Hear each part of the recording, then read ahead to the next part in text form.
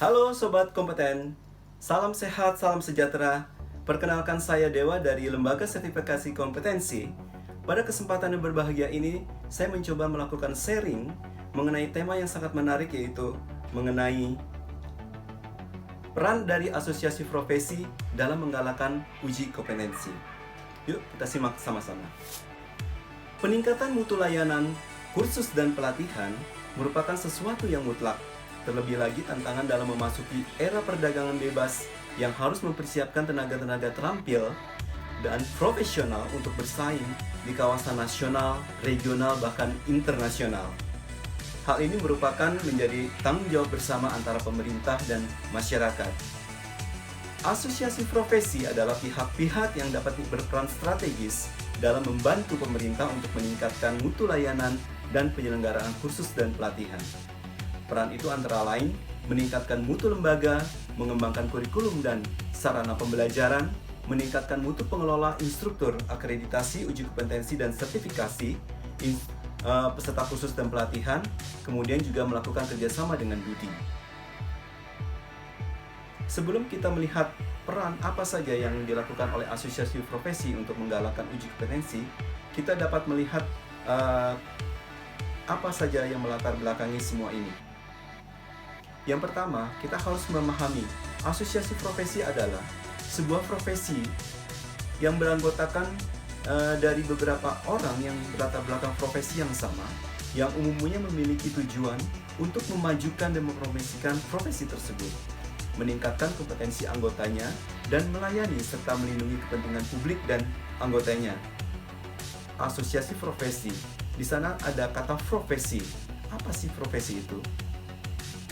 Profesi adalah sebuah atau sekelompok pekerjaan yang membutuhkan keterampilan atau pengetahuan khusus yang secara umum memiliki beberapa karakteristik.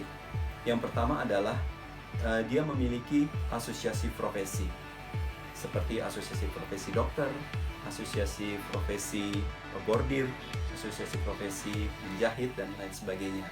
Yang kedua adalah membutuhkan keterampilan yang berdasarkan pengetahuan atau cognitive base. Ya jelas sekali dalam hal ini mereka harus memiliki pengetahuan dalam melakukan profesinya tersebut. Kemudian yang ketiga, terdapat pelatihan atau pendidikan sebagai institusi yang memberikan pengetahuan dan pengalaman praktis terkait kompetensi yang dipersyaratkan. Yang keempat adalah terdapat lisensi atau sertifikasi sebagai bukti kompetensi. Kemudian dia memiliki otonomi dalam pekerjaannya, kemudian memiliki juga kode etika, kemudian yang terakhir terdapat standar honor atau gaji yang ditetapkan atau diatur oleh asosiasi profesi tersebut. Kemudian kita melihat apa sih uji kompetensi tersebut. Dari tadi kita membahasnya dari asosiasi profesi itu juga menyebutkan adanya untuk memajukan anggotanya dengan meningkatkan kompetensinya. Kemudian karakteristik di sana juga mensyaratkan adanya bukti kompetensi. Apa sih itu uji kompetensi? Uji kompetensi adalah proses pengujian atau penilaian yang dilakukan oleh seorang penguji atau asesor uji kom untuk mengukur tingkat pencapaian kompetensi hasil belajar para peserta didik, kursus dan pelatihan dalam satuan pendidikan non-formal, serta warga masyarakat yang belajar mandiri pada suatu jenis atau tingkat pendidikan tertentu. Kalau melihat dari Undang-Undang Nomor 20 Tahun 2003, Pasal 61 Ayat 3, di sana mengamanatkan bahwa sertifikat kompetensi diberikan oleh penyelenggara pendidikan dan lembaga pelatihan kepada peserta didik dan warga masyarakat sebagai pengakuan terhadap kompetensi untuk melakukan pekerjaan tertentu setelah mereka lulus uji kompetensi yang diselenggarakan oleh satuan pendidikan terakreditasi atau oleh lembaga sertifikasi. Lembaga sertifikasi kompetensi adalah suatu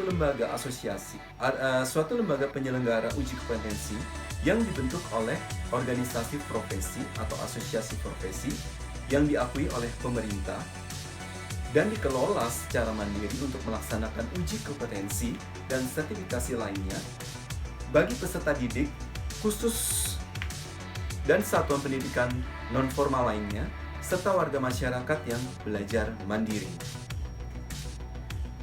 Apa sih manfaat yang didapat dari sertifikasi tersebut? Kita dapat melihat dari dua sisi. Yang pertama adalah dari segi si peserta didik itu sendiri, dan kemudian dari perusahaan yang nantinya akan menerima mereka sebagai rumah baru mereka untuk melakukan serangkaian pekerjaan. Dari peserta didik, yang pertama adalah meningkatkan daya jual diri mereka. Mereka dapat bersaing antara peserta didik yang satu dengan peserta didik yang lain, dengan para calon tenaga kerja yang satu dengan tenaga pekerja yang lain, untuk melakukan bargain, ya, daya jual untuk menjual dirinya dalam suatu perusahaan yang dia tuju. Kemudian yang kedua adalah mengetahui ukuran kemampuan dirinya dia. Dengan adanya serangkaian proses sertifikasi, serangkaian ujian, serangkaian pengukuran yang dilakukan dalam proses pengujian tersebut, dia jadi mengetahui seberapa besar kemampuan dirinya dalam mengaplikasikan pengetahuan, dalam mengaplikasikan tugas dan tanggung jawabnya sebagai seorang yang memiliki profesi tertentu. Kemudian yang ketiga adalah meningkatkan kepercayaan diri. Dengan diberikannya sertifikasi oleh lembaga yang tentunya juga diakui secara kompeten oleh pemerintah, ini meningkatkan kepercayaan diri seseorang bahwa dia sudah mempunyai legalitas karena memiliki kompetensi yang cukup untuk dia tampilkan, dia majukan, dia tunjukkan kepada khalayak bahwa dia memang pantas untuk melakukan serangkaian pekerjaan yang akan dia tuju. Kemudian manfaat yang didapat dari perusahaan itu sendiri adalah, yang pertama adalah meningkatkan loyalitas karyawan, kemudian meningkatkan kinerja, otomatis dia akan meningkatkan kinerja dan kontribusi karyawan tersebut. Yang ketiga adalah meningkatkan performa perusahaan. Dengan berisinya perusahaan itu terdiri dari beberapa karyawan memiliki sertifikasi kompetensi, otomatis akan meningkatkan performa perusahaan. Dan yang terakhir adalah meningkatkan kualitas seluruh karyawan yang ada di perusahaan tersebut. Peran asosiasi profesi dalam menggalakkan uji kompetensi dapat dilakukan dengan serangkaian kegiatan yang memang sudah tercanangkan dalam program jangka panjang yang ada di asosiasi tersebut. Yang pertama adalah melakukan standarisasi program kursus dan pelatihan dengan melakukan serangkaian penyusunan rancangan kurikulum program kursus dan pelatihan yang belum dibuat atau belum disusun, atau melakukan serangkaian revitalisasi terhadap kurikulum yang sudah ada. Di sini kita dapat melibatkan akademisi, asosiasi profesi, LSK ataupun LKP. Kemudian melakukan serangkaian sosialisasi SKL, standar kompetensi lulusan, dan kurikulum berbasis KKNI, di mana SKL dan kurikulum berikut dengan rubrik penilaian dan juga penscoringan ini berbasis kepada prinsip TATO. Yang pertama adalah T. T itu adalah terbuka, di mana prosedur penilaian, kriteria penilaian, dan juga kriteria kelulusan dapat diketahui oleh semua pihak yang terkait. Kemudian A adalah adil, di mana prinsip ini diterapkan untuk semua para peserta, tidak ada yang diuntungkan dan tidak ada yang dirugikan. Kemudian T yang kedua adalah terukur, di mana penentuan skor sesuai aturan atau kriteria yang jelas. Kemudian O adalah objektif, spesifik, jelas, dan bukan pernyataan terbuka yang membuat ruang pertimbangan subjektif penguji sehingga menjadi multitafsir. Akreditasi satuan pendidikan melalui kegiatan bimbingan teknik atau pendampingan persiapan akreditasi kepada seluruh LKP yang memang belum terakreditasi. Program akreditasi ini juga merupakan suatu kegiatan yang memang tidak secara langsung mengenai kepada uji kompetensi, tetapi di dalam proses akreditasi ini otomatis kita akan mengakreditasi, kita akan mengupgrade semua para pemangku kepentingan termasuk para pengelola LKP yang ada. dan secara otomatis juga akan meningkatkan mutu pelayanan pada saat pelaksanaan uji kompetensi.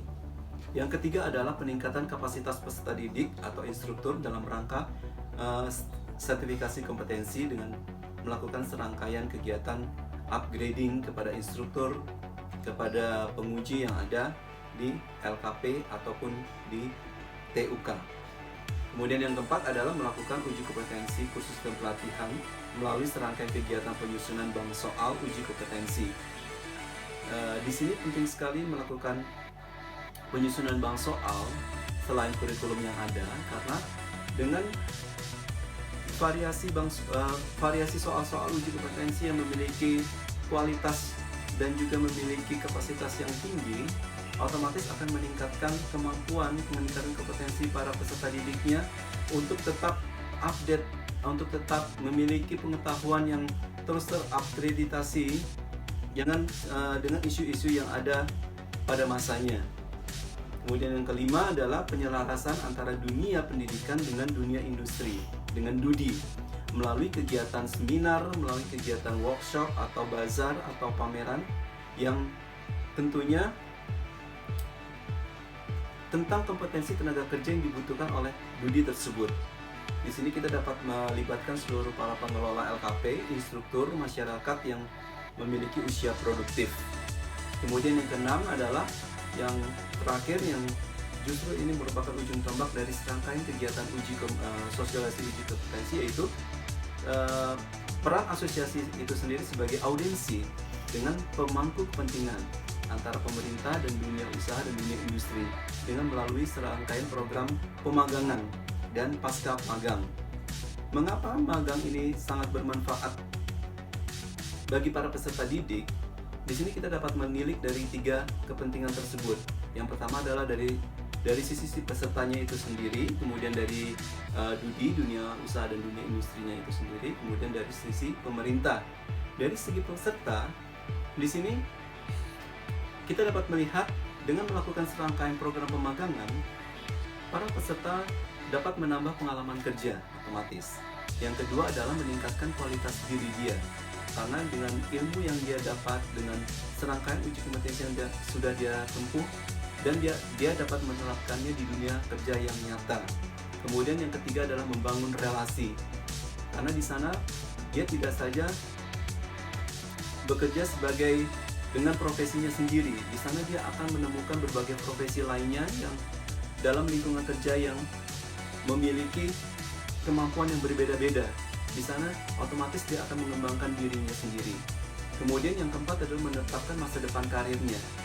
Dengan melakukan serangkaian program pemagangan, otomatis akan membuka wawasan para peserta didik ini melihat apakah dia akan stuck saja pada karir yang sudah ada, atau dia akan melanjutkan pada jenjang karir yang lebih baik lagi. Kemudian yang kelima adalah membuka peluang menjadi karyawan, atau dia akan melakukan wirausaha sendiri. Dan kalau dari segi dunia usaha atau dunia industri sendiri, yang pertama adalah dunia usaha akan mendapatkan calon tenaga kerja yang berkualitas. Yang kedua, suasana perusahaan yang selalu terbarukan. Kemudian yang ketiga, branding dengan generasi muda. Kalau dari segi pemerintah, dapat kita lihat 3 hal. Yang pertama adalah pemerintah akan mengentaskan pengangguran. Yang kedua, meningkatkan mutu sumber daya manusia Indonesia. Dan yang ketiga adalah menyebarkan sumber daya manusia merata di seluruh Indonesia. Demikianlah sedikit paparan yang dapat saya sampaikan. Semoga dapat bermanfaat bagi kita semua, terutama bagi para asosiasi profesi yang ada di Indonesia ini, untuk tetap bekerja bersama-sama untuk meningkatkan, untuk tetap menggalakkan uji kompetensi, karena uji kompetensi merupakan syarat mutlak bagi dunia profesi di Indonesia untuk tetap meningkatkan mutu layanan, untuk tetap meningkatkan kapasitas para anggotanya menjadi kompetensi di masa mendatang. Demikianlah yang dapat saya sampaikan. Selamat siang dan salam kompeten.